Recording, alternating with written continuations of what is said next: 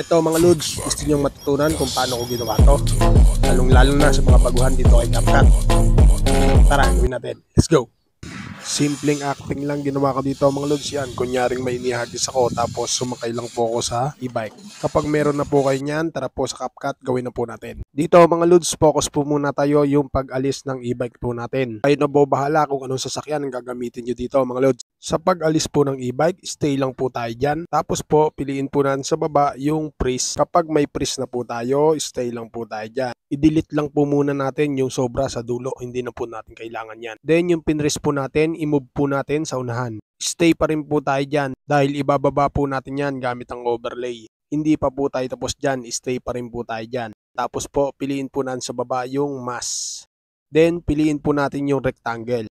Tapos po, itapat lang po natin yung rectangle sa e-bike para matakpan po yung e-bike. Then, i-adjust lang po natin. Make sure lang po mga lods na hindi matatakpan yung ating karakter. Kahit po yung kamay, dapat po kita pa rin po yan. Ang mahalaga po ay matakpan po natin yung e-bike o kung anumang sasakyan ang gagamitin nyo dito. Kapag goods na po, tap po natin yung check sa gilid. Ngayon po kapag pinlay po natin yan, wala na po yung bakas ng e-bike, di ba? Next po natin, gagawa naman po tayo ng maliit na e-bike. Dito mga lods, magpipress po ulit tayo. Mag-zoom in po muna tayo dyan. Tapos po, itap po natin yung first layer po natin. Then, piliin po ulit natin sa baba yung press.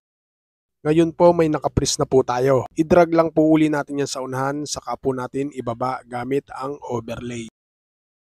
Ngayon po na ibaba na po natin, hindi na po natin gagalawin yan dyan. Focus po ulit tayo sa baba. Piliin po natin sa baba yung remove BG. Tapos po, custom removal. Then, piliin po natin yung brush. Tapos po, papulahin lang po natin yung ating e-bike o kung anumang sasakyan ang gusto nyong gamitin dito. Then, antayin lang po natin mag-green check yan. Then, hindi pa po tayo tapos dyan. Tap po natin yung arrow sa gilid. Then, piliin po natin yung transform. Then, piliin po natin dyan yung resize. I-resize lang po natin. Kasi po, dapat yung e-bike po natin ay nasa gitna.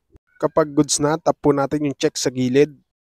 Then, medyo paliliitin po natin yung ating e-bike. Tapos po, balik po tayo sa unahan. Then, i-resize lang po ulit natin yung ating e-bike. Nasa sa inyo na po mga lods kung anong sukat ang gusto nyo dito, kung maliit o malaki. Stay lang po tayo sa unahan yan. Maglalagay po tayo ng keyframe o diamond. Kapag may diamond na po, abanti po tayo konti. Kapag nagputi na po yung diamond na inilagay po natin, tigil po tayo dyan. Isusunod lang po natin yan dun sa kamay. Siyempre, medyo paliliitin po natin dahil habang nalayo po yung ating karakter, naliit din po yung ating e-bike. Then, paulit-ulit lang po, habang nagalaw papalayo po yung ating karakter, isusunod lang po natin yung ating e-bike. Automatic po, magkakadiamond na po yan. Tapos po, itatiming naman po natin, yung kunwaring may inihagis ang ating karakter. Stay lang po tayo dyan sa huling diamond na yan. Tapos po, piliin po natin sa baba yung basic. Then, stay lang po tayo sa rotate niyan.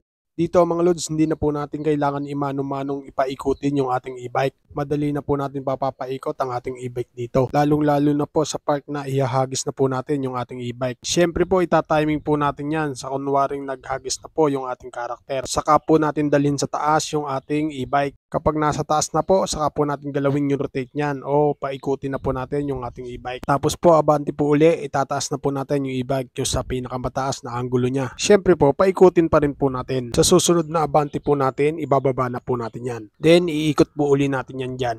Then, itap po muna natin yung check icon sa gilid. Tapos po, magpo-focus po tayo sa pinakadulo niyan. Ilong press lang po muna natin yung ginagawa natin yan na third layer. Then, i-atras lang po muna natin ng konti para makita po natin yung original na posisyon ng ating e-bike. Dahil dyan po natin ilalagay o isasakto yung ating e-bike na nasa taas pa. Balik po ulit tayo sa may basic. Saka po natin ibaba yung ating e-bike na nasa taas, tapos isukat lang po natin sa pinaka-original na posisyon niya. Kapag goods na po tayo dyan, tap po natin yung check icon sa gilid. Then, ibalik lang po uli natin yung dating posisyon niya. Kapag goods na po, export na po muna natin to. Add new project po ulit tayo, kunin po natin yung in-export po natin. Tapos po, tigil po tayo doon sa bago ihagis po yung ating e-bike. Stay lang po tayo dyan, tapos piliin po natin yung split. Then, abanti po tayo kapag nasa baba na po yung ating e-bike, split po ulit tayo dyan. Stay lang po tayo dyan sa may gitna, tapos piliin po natin sa baba yung motion blur. Then, yung blur lagay po natin sa 50, tapos yung blend lagay din po natin sa 50. Then yung once, gawin po natin twice. Antayin lang po natin mag-green check kapag all goods na. Ready to export na po natin to mga lods. Nasundan po ba? Sana nasundan at sana nakatulong. At kung nakatulong, pakishare mo naman ang video ito para mas marami pa pong makalam. Paano mga Lods? Salamat sa inyong panonood at thank you Lord. Peace out.